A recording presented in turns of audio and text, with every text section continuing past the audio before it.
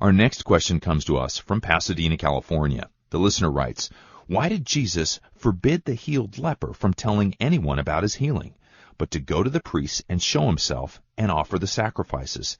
Was it because all the sick people would hinder his preaching of the gospel?" Now, I think the explanation is, in fact, I think there's several explanations, and one of them is the suggestion that you have made.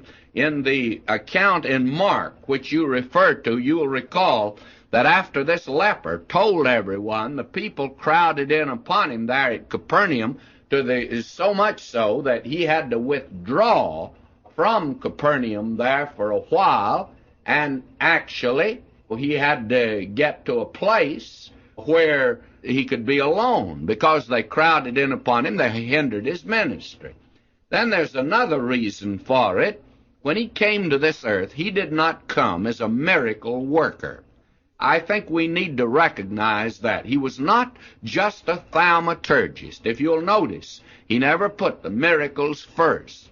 The miracles were his credentials. And you carry your credentials not to display them all the time, but to display them when necessary. And that is the way that the Lord Jesus did. He did not put them first, and for that reason you find him on several occasions urging those that he healed, not to say anything about it. Now, the other part of the question, does he want the converted to testify more by conduct than mouth testimony? Well, I think that, of course, is true, but I do not believe that he wanted them to just testify they'd been healed. What he wanted was a testimony of the fact they'd been saved, because he came to seek and to save that which was lost.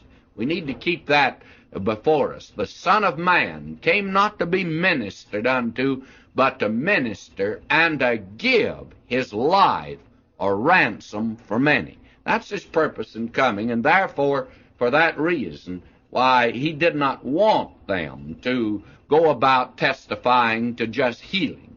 He wanted them later on. You remember he said for them to go to all the world and preach the gospel, and they were to testify then by mouth, and that's important.